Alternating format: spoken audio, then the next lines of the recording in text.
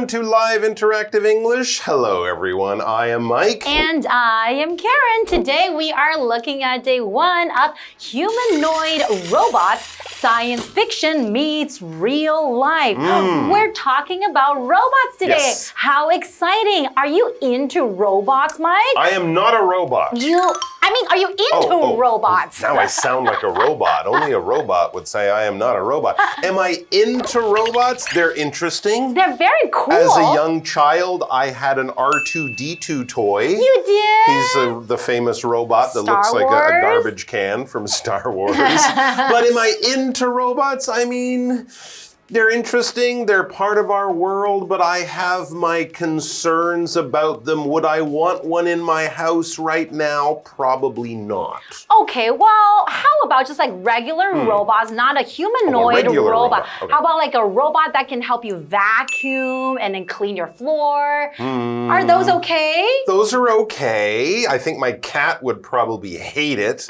So I don't know if I would want my cat to be so afraid and upset having a vacuum cleaning robot. I see the point. And of course, in big factories, they have those arms that, put cars together and stuff like that. But here, we're talking about humanoid robots. That first word there, humanoid, is like human-like robots. Robots that look like people, not like a garbage can, not like an arm in a big factory, but actually people. So that's the part that I'm a little bit, I'm not sure about these things. Maybe you can be friends with your humanoid robot. Or maybe they'll try to kill us all in a giant robot war.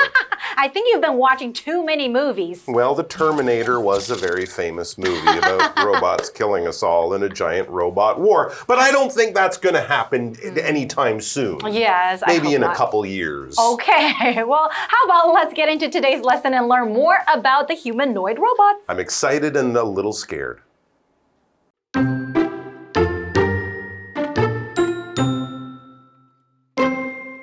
Humanoid robots are a common sight in science fiction movies and series.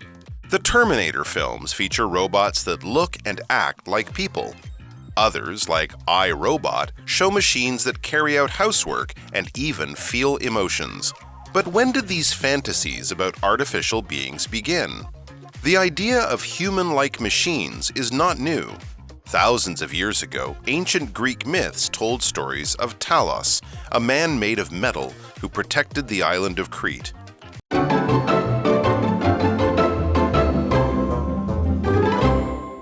So we're looking at day 1 of Humanoid Robots, Science Fiction Meets Real Life. So when we say science fiction, what does that mean when I say fiction? Fiction, it's stories that are made up, not really things that actually happened in the world in real history. They're from imaginations of writers. So if you're reading Harry Potter, if you're reading James Bond, if you're reading a story about spaceships in the future like Star Wars or Star Trek or anything like that, it is fiction. Science fiction are those kinds of stories that happen in the future or in space. And of course, often in these types of movies like Star Wars, we see lots of robots. So fiction, these are stories, as opposed to non-fiction would be real things, like the life story of George Washington. That would be non-fiction because, of course, he's a real person, not a made-up character like we find in fiction. For example, science fiction novels often show what life might be like in the future. That's right. That's when we see the robots doing all the chores for us, right? That's right. Or fighting in wars, or helping people on spaceships in space. Or killing people. Or killing people on spaceships in space. Who knows what they'll do?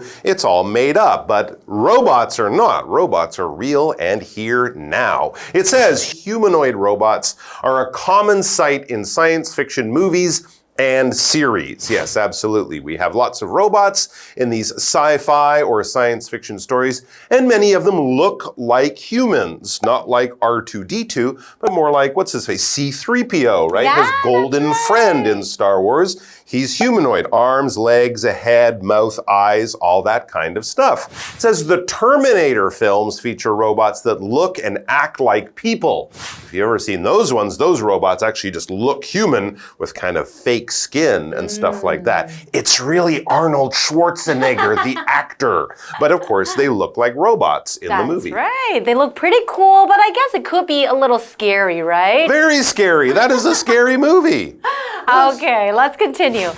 Others, like iRobot, show machines that carry out housework and even feel emotions. So basically, they're like humans, right? Not just, usually when we think about robots, they don't have feelings, but they even show emotions too. Interesting.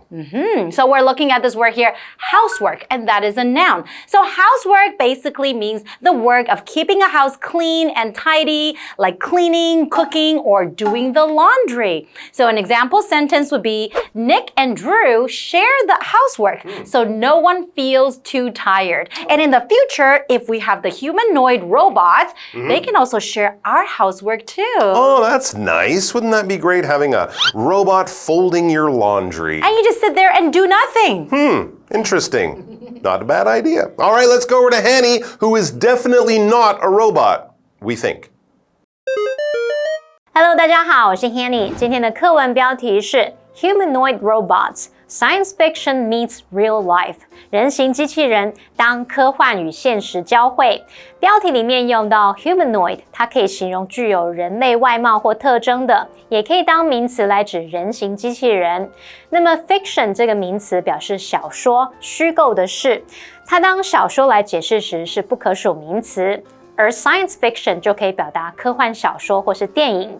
Mike 老师则提到 non-fiction， 它表示非小说、写实文学。好，课文提到人形机器人是科幻作品和电影系列当中常见的景象，像《魔鬼终结者》系列电影就主打着外貌跟行为都像人类的机器人，还有像机械公敌，它则呈现了会执行家务，甚至是感受情绪的机器。好，来看单字 housework 就是家务，它是不可数名词。这边还有一个重点是片语动词 carry out 的意思，首先可以表达执行、进行。这时候常常搭配 work、task、research 等等名词。例如 The team carried out a survey and it revealed a number of interesting findings. 那个团队执行了一项调查，那这项调查显示出一些有趣的结果。好，第二个它可以表达完成、履行，后面常常会接 promise、mission、duty 等等的名词。例如 He failed to carry out his promises. 他并没有履行承诺。好，那接着回到课文中。All right, we are back. So, of course, robots, we see them all the time or read about them in science fiction stories, films, and TV shows. They're very common. They're all over the place. But when did these fantasies about artificial beings begin? Of course, the robots from Star Wars, even though those movies are quite old, they were not the first robots that we ever saw in stories. So when did these stories or these fantasies about artificial beings begin? A fantasy is kind of like a story. It could also be kind of like a dream. It is definitely something that is made up when you're daydreaming. Oh, wouldn't it be great if I was rich and lived on the planet Mars? That's kind of a fantasy. So it's a dream that might not even be real. It might not even be possible. But of course, many of the science fiction stories that we read are not real and may not be possible, but they're interesting ideas, they're dreams, they're stories, they're things that are made up, that are probably not very possible, but very interesting anyways. For example, movies often turn old fantasies into exciting tales on screen, like fairy tales or Greek myths or things like that. Exactly. Now we're also looking at this word here, artificial, and that's an adjective. So it just means made by human, work of art, not by nature. So basically it's made, right, by human. So an example sentence would be, I saw an artificial dinosaur on display at the museum. So you're not referring to like a real dinosaur. It's artificial. It's made up, right? Made of plastic and steel and wood and things like that. Exactly. Back to our article. The idea of human-like machines is not new. Thousands of years ago, ancient Greek myths told stories of Talos, a man made of metal who protected the island of Crete. There you go. Ah, so it's not from Star Wars, actually from a long, long time ago, right? A long time ago. And of course, a man made of metal protecting an island. This was a fantasy. This was a Greek myth. This did not actually happen, but it does seem like a very early robot. Very interesting stuff. All right, let's go over to Hanny. She's got a lot more to tell us. 话说回来，人类对于这些人工生命体的幻想是从什么时候开始的呢？原来早在数千年前，古希腊神话就有讲述着塔罗斯的故事。那塔罗斯是由金属打造，负责来守护克里特岛的人。好，看看单字 fantasy 这个名词，它表示幻想、想象，或者是奇幻文学或作品。Artificial 则是形容人工的、人造的，文中是用 artificial beings 来表达人工生命体。这边还有一个重点是要比较 be made of 跟 be made from。Be made of 它是强调成品的这个材质组成，而且呢，原材料的本质外观仍清楚可辨。举例来说 ，Lots of toys are made of plastic， 许多玩具是塑胶制的。那 be made from 它是强调制作或加工的过程，而且呢，原材料它经过了改变、变形或加工后，已经没有办法清楚辨认原本的样貌了。例如 These clothes are made from recycled plastic bottles. 这些衣服是用回收的塑胶瓶制成的。好，接回课文中。Thank you, Hanny. Now we are back. So from our article so far, we learned quite a few things about the robots, right? A little bit of history. Yep. And also we know that some of the things that the robots can actually do for us and some of the robots we see in movies. Absolutely. And we also learn about Talos, one of the original robots, a large metal monster built to protect the island of Crete way before R2-D2, C3PO, or the Terminator back in ancient Greece. So let's find out more about this interesting topic in part 2.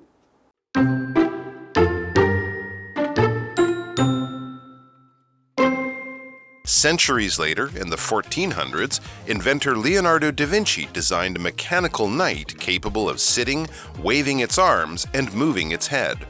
Modern humanoid robots began to appear in the last few decades.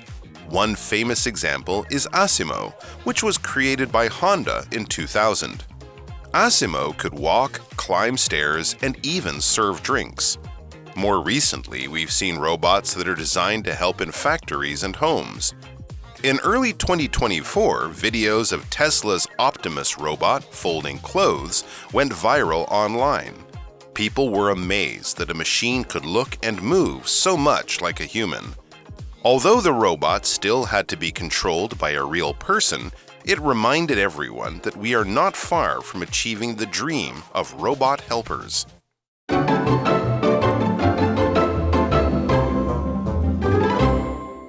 Welcome back, everyone. So now we are going to learn more interesting things about the humanoid robots, right? That's right. If you thought robots were invented in science fiction films of, I don't know, the 1950s or something like that, no! Go back thousands of years to Talos, the ancient Cretan metal man who used to protect that island in ancient Greece, according to legend. Now let's jump more towards our time by a couple thousand years. It says centuries later, in the 1400s, so still 600 years ago, inventor Leonardo da Vinci, never heard of him, designed a mechanical knight capable of sitting, waving its arms, and moving its head. Is there anything da Vinci didn't do?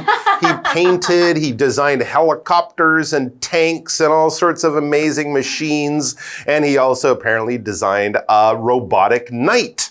A knight, so it's a humanoid, right? It's in the shape of a person, a knight, a warrior of that time. He's sitting, I don't know if it's in a chair or on a horse. He's waving his arms and moving his head. I'm betting, like a lot of the things Da Vinci designed, no one ever made it, because it was kind of too complicated. But these mechanical robots, these mechanical moving things did become popular in Europe a few hundred years later. There's one, and they use like the parts of a clock, and he used to write. He'd sit there and write, this little mechanical man. When we say mechanical, we mean like a machine, like a clock, like a car. You have lots of different parts. They're probably working together and moving together and things like that. So it's maybe not powered by electricity. It could be powered by something else, or you might wind it up like an old clock or watch.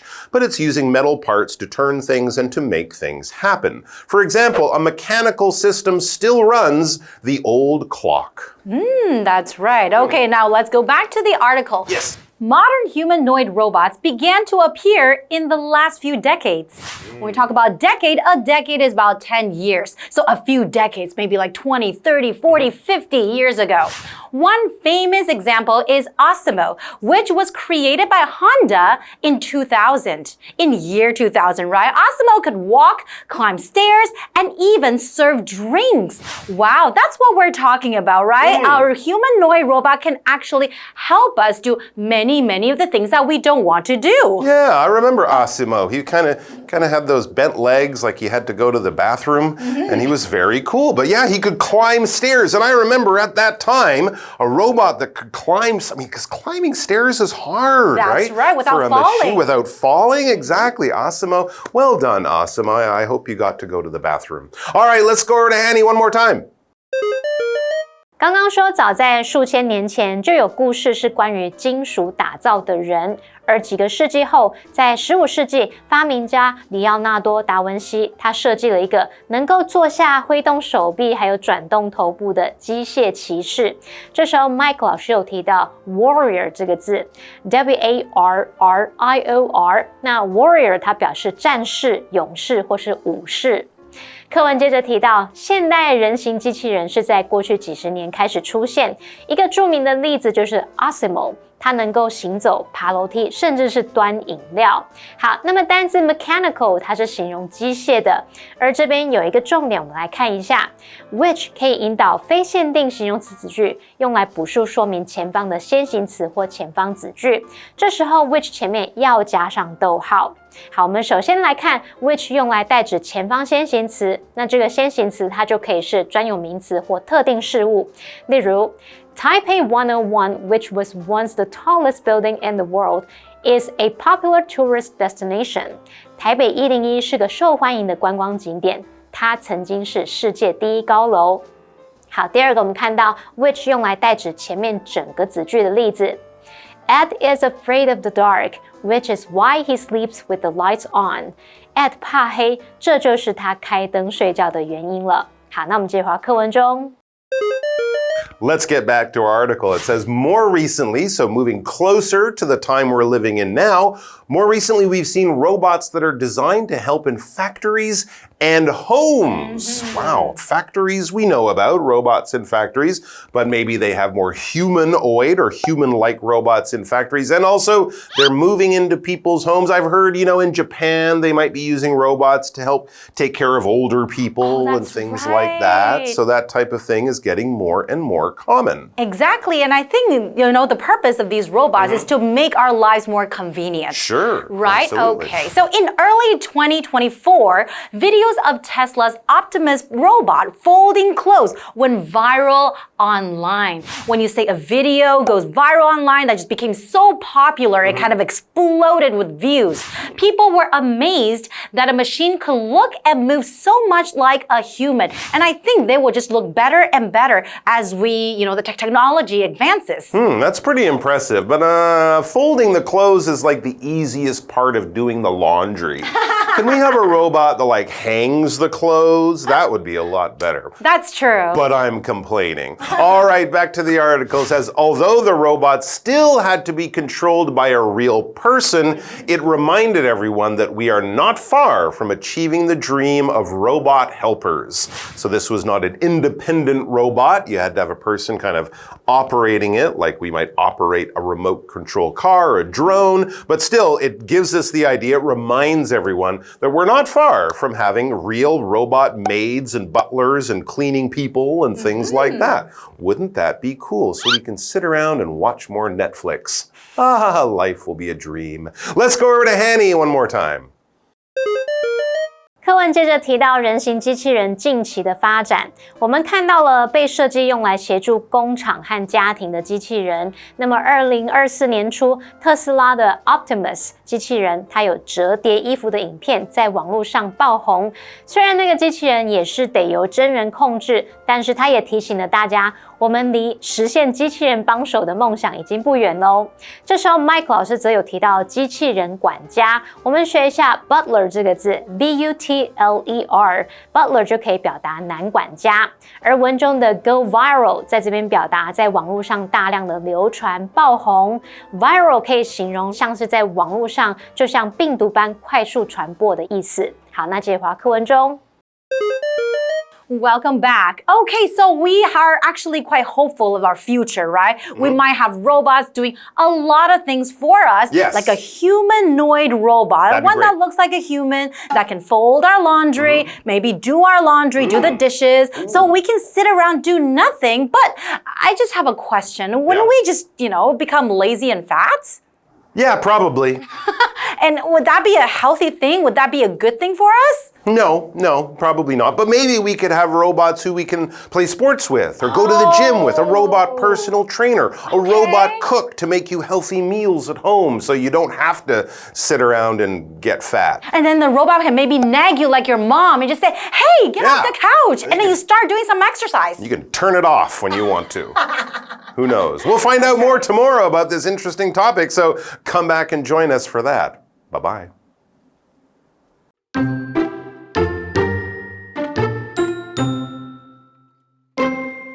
Humanoid robots are a common sight in science fiction movies and series. The Terminator films feature robots that look and act like people. Others, like iRobot, show machines that carry out housework and even feel emotions. But when did these fantasies about artificial beings begin? The idea of human-like machines is not new. Thousands of years ago, ancient Greek myths told stories of Talos, a man made of metal who protected the island of Crete. Centuries later, in the 1400s, inventor Leonardo da Vinci designed a mechanical knight capable of sitting, waving its arms, and moving its head. Modern humanoid robots began to appear in the last few decades. One famous example is Asimo, which was created by Honda in 2000. Asimo could walk, climb stairs, and even serve drinks. More recently, we've seen robots that are designed to help in factories and homes. In early 2024, videos of Tesla's Optimus robot folding clothes went viral online. People were amazed that a machine could look and move so much like a human. Although the robot still had to be controlled by a real person, it reminded everyone that we are not far from achieving the dream of robot helpers.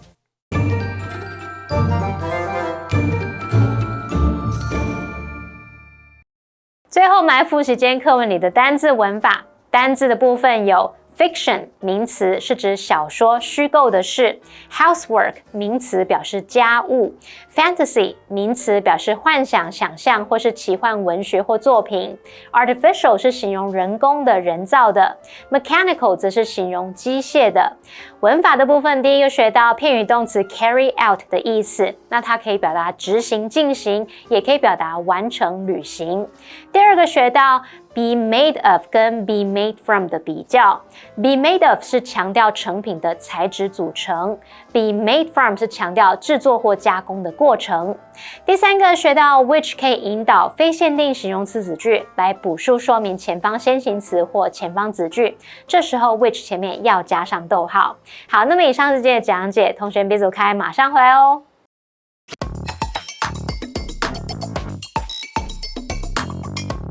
Welcome to Which One Fits, the game where we tackle confusing English words. I'm really excited about this one.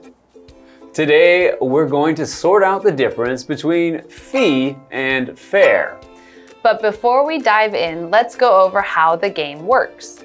In Which One Fits, we'll read a sentence with a blank, and you have to choose between fee and fare.